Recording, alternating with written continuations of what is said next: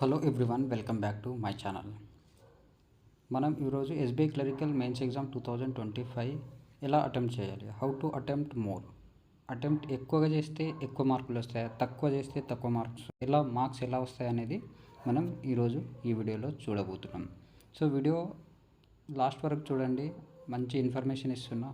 Attempts ఎక్కువ చేస్తే ఎక్కువ స్కోర్ చేసే ఛాన్సెస్ ఉంటాయి, ఎలా చేస్తే స్కోర్ ఎక్కువ ఛాన్స్ వస్తుంది అనేది చూసుకుందాం. ఇవాళ ఇది ఒక వీడియో తెలుగులో ఉంటుంది, రిమైనింగ్ వీడియోస్ అన్నీ నాది హిందీలో ఉంటాయి, మీకు తెలిసిందే.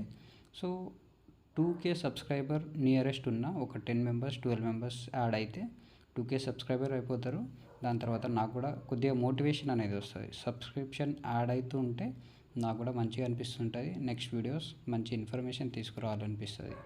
సో సబ్స్క్రైబ్ చేయకుంటే ప్లీజ్ సబ్స్క్రైబ్ చేసుకోండి.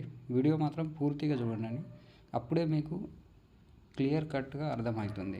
నేనేం చెప్పబోతున్నా అనేది క్లియర్గా అర్థం కావాలంటే వీడియో లాస్ట్ వరకు కంపల్సరీ చూడాల్సిందే. ఫస్ట్ ఇంగ్లీష్ ఎలా అటెంప్ట్ చేయాలి, చాలామందికి డౌట్ ఉంటుంది.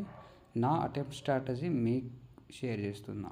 అంటే నేను కూడా ఎస్బీఐ క్లర్క్ మెయిన్స్ 3-4 టైమ్స్ రాసిన మెయిన్స్ ఎగ్జామ్. నాకు వేరే స్టేట్ నుంచి క్లియర్ అయింది, వెళ్ళలేదు, జాయిన్ కాలేదు, అది పర్సనల్ అవన్నీ. సో ఎలా అటెంప్ట్ చేస్తే క్లియర్ అవుతుందనేది నేను ఇవాళ చెప్పబోతున్నా. ఇంగ్లీష్లో టోటల్ మార్క్స్ 40 క్వశ్చన్స్ 40 మార్క్స్ ఉంటుంది. 40 క్వశ్చన్స్ 40 మార్క్స్ ఉంటుంది. మనకు 40 క్వశ్చన్స్ ఇస్తున్నారంటే దీనికి 35 మినిట్స్ ఉంటుంది టైం. 35 మినిట్స్లో 40 క్వశ్చన్స్ 40 మార్క్స్ ఉంటుందంటే డెఫినెట్గా అన్ని క్వశ్చన్స్ అటెంప్ట్ చేసేటట్టునే ఉంటుంది. కంప్లీట్గా చదివితే ఇంగ్లీష్ 40 క్వశ్చన్స్కి 40 చదివితే మనం అటెంప్ట్ చేసేది ఎంత ఎక్కువ అటెంప్ట్ చేస్తే అంత ఎక్కువ మార్క్స్ వస్తాయి అనేది నేను ప్రూవ్ చేసి చూపెడతా. రావాలి. అండ్ మనం ప్రాక్టీస్ కూడా అలా చేస్తేనే మాత్రం వస్తుంది. నార్మల్గా ఏదో పోయి కూర్చొని రాసి ఇక్కడ వీడియో చూసినాం కదా ఇలాగే అక్కడ పోయి చేద్దామంటే అవ్వదు. ప్రాక్టీస్ చేసుకొని ఇలాగే నేను చెప్పినట్టు ఒక 2-3 మార్క్ టెస్ట్ రాసి నీకు స్కోర్ గెయిన్ అవుతుందంటే అక్కడ పోయి అటెంప్ట్ చేస్తే డెఫినెట్గా వస్తుంది. స్కోర్ ఎలా గెయిన్ చేయాలనేది ఇప్పుడు మనకు ఈ టాపిక్.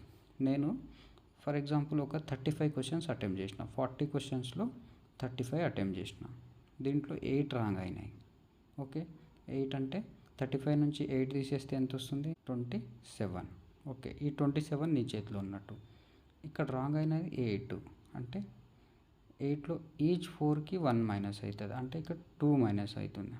నీకు ఎంత అవుతుంది? 25 మార్క్స్ వస్తుంది. యాక్చువల్లీ 35 అటెంప్ట్ చేస్తే 8 రాంగ్ అయితే 25 మార్క్స్ వస్తుంది. ఓకే, 25 మార్క్స్ వచ్చిందంటే ఇది చాలా బెటర్. ఇంగ్లీష్లో 20+ వచ్చినా కానీ మంచిది స్కోర్ అనేది, చాలా పర్ఫెక్ట్ స్కోర్. ఫైనల్ ఎగ్జామ్కి క్లియర్ కావాలంటే 25-20 వచ్చినా కానీ మంచిదే. ఫర్ ఎగ్జాంపుల్ మీరు అటెంప్ట్ చేసినారు 24 అటెంప్ట్ చేసినారు అనుకో, మీరు అనుకుంటారు విత్ అక్యురసీ ఇంగ్లీష్లో అక్యురసీ అనేది ఏముండదు, డెఫినెట్గా రాంగ్ అవుతూనే ఉంటుంది. ఒక 4 రాంగ్ అయినాయి అనుకో ఎంత ఉంటుంది? ఇక్కడ 20 ఉంటుంది, ఇక్కడ -1 అంటే నీకు 19 మార్క్సే వస్తుంది.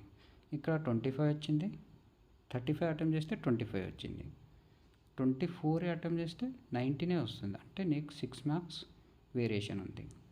Okay, each and every mark, ఒక్క మార్క్ కూడా చాలా ఇంపార్టెంట్ కాబట్టి మనము ఎక్కువగా అటెంప్ట్ చేయడానికి చూడాలి. ఎక్కువ అటెంప్ట్ చేస్తే కొన్ని రాంగ్స్ అవ్వచ్చు, రాంగ్ అయినా కానీ పర్వాలేదు, బట్ ఒక్క రైట్ అయినా కానీ 1 మార్క్స్ వస్తుంది, ఒక రాంగ్ పోతే 0.25 అవుతుంది, ఏం కాదు. బట్ ఎక్కువగా అటెంప్ట్ చేయడానికి ఛాన్స్ చూడాలి. మనము ప్రిడిక్షన్ చేస్తాం, క్రికెట్ విరాట్ కోహ్లీ 75 కొడతాడని ప్రిడిక్ట్ ఎలా చేస్తామో క్వశ్చన్స్లో కూడా అలాగే 5 ఆప్షన్స్ ఉంటుంది కాబట్టి దాంట్లో ఇంగ్లీష్ మంచిగా చదివితే క్లియర్గా మనకు మైండ్లో ఎక్కితే డెఫినెట్గా ఆన్సర్ అక్కడే ఉంటుంది కాబట్టి 100% ఇంగ్లీష్లో స్కోర్ గెయిన్ చేసుకోవచ్చు. మ్యాక్సిమం నంద్యాల, శ్రీధర్ సిసి, హైదరాబాద్ వీళ్ళంతా ఇంగ్లీష్లోనే కొద్దిగా భయపడతారు, బట్ ఇంగ్లీషే స్కోరింగ్ సబ్జెక్ట్. నాకైతే మంచిగా స్కోర్ అయ్యేది ఇంగ్లీష్లో, ఎందుకంటే 1 ఇయర్ నేను కంప్లీట్ ఇంగ్లీషే ప్రాక్టీస్ చేసిన. దాని తర్వాత అటెంప్ట్ చేసేటప్పుడు భయపడకుండా ఇలాగే అటెంప్ట్ చేసిన నేనైతే, అందుకని నాకు మంచి స్కోర్ వచ్చింది అప్పట్లో 2022లోనే. ఓకే, ఇది ఇంగ్లీష్. ఇలా అటెంప్ట్ చేస్తే మీరు బాగుంటుంది, చెప్పేసిన కదా. నెక్స్ట్ జీకే చూద్దాం. GK total questions, GK and current అఫైర్స్లో ఎంత 50 questions 50 marks. Okay, 50 questions 50 marks అంటే ఇప్పుడు మనకు 50 క్వశ్చన్స్ ఉంది ఇక్కడ. ఇవన్నీ చదివి ఉంటే అంటే ఆల్ కాన్సెప్ట్ క్లియర్ అయితే క్లియర్ కట్గా ఉండదు. నువ్వు గట్టిగా చూస్తే నీకు 7-8 క్వశ్చన్సే తెలిసి ఉంటాయి. 7-8 క్వశ్చన్స్ మాత్రమే నీకు ఆన్సర్ తెలిసి ఉంటాయి గట్టిగా చూస్తే. మ్యాక్సిమం టు మ్యాక్సిమం 15 వరకు తెలిసి ఉంటాయి. మ్యాక్సిమం 15 వరకు కంప్లీట్గా ఆన్సర్ తెలిసి, కానీ సెలక్షన్ అవ్వడానికి ఈ 15 మార్క్స్ ఎక్కడ పనికిరావు. చెప్తున్నా కదా, 15 మార్క్స్ తోటి ఏ సెలక్షన్ కాదు. సో నువ్వు అటెంప్ట్ ఎంత చేయాలంటే 45 దాకా అటెంప్ట్ చేసి రావాలి. 45 దాకా అటెంప్ట్ చేస్తేనే కానీ, పోనీ 40 అయినా చేయాలి. ఒక్కొక్కరు 50 కూడా చేస్తారు. ఓకే, వాళ్ళకి రాంగ్ పోయినా కానీ రైట్ అయినా కానీ ఆడికి మంచిగా 25+ స్కోర్ అయితే చాలు. మనకు 25 ఎటు పోయి 25+ స్కోర్ కావాలి. జీకేలో కావాలంటే ఎక్కువ అటెంప్ట్ చేయాలి. ఇప్పుడు నీకు 15 తెలుసు, ఎగ్జాక్ట్ 15 తెలుసు, మరి ఒక 5 పైన ఒక 5 అటెంప్ట్ చేసినావు, దాంట్లో 3 రాంగ్ పోతాయి. మళ్ళీ 16 దాకానే వచ్చి ఆగిపోతావు. సో నువ్వు ఎక్కువ అటెంప్ట్ చేస్తే నీకు ఎక్కువ మార్కులు వచ్చేటట్టు నేను చెప్తున్నా. 40 అటెంప్ట్ చేసినావు అనుకో, 45 కాకుండా 40 చేసినావు, దాంట్లో 12 రాంగ్ అయినాయి అనుకో, ఇంత 12 రాంగ్ అయినాయి. సో నీకు ఎంత వస్తుంది ఇక్కడ 28 మార్క్స్ అనేది ఫిక్స్ ఉంటుంది. దీంట్లో -3 చేసేయి, ఎందుకంటే 12 రాంగ్ అయినాయి కదా, 25 మార్క్స్ వస్తుంది. నువ్వు 16 తెలిసినాయి, నీకు కరెక్ట్ ఆన్సర్ 16 తెలిసినాయి, 15 తెలిసినాయి, ఒక 3-4 ఎక్స్ట్రాగా అటెంప్ట్ చేసినావు, 16 వస్తుంది. కానీ 40 అటెంప్ట్ చేసినావు, 12 రాంగ్ కూడా పోతున్నాయి. అటెంప్ట్ చేసినావు, రాంగ్ కూడా పోతుంది, బట్ 25 వస్తుంది. మనకు 25+ కావాలి, 25+ కావాలి. జీకే అండ్ ఇంగ్లీష్లో అసలు అక్యురసీ అనేది ఉండదు, ఎప్పటికీ ఉండదు. కాబట్టి ఎవరైతే ఎక్కువగా అటెంప్ట్ చేస్తున్నారో వాళ్ళదే సెలెక్షన్ అవుతుంది.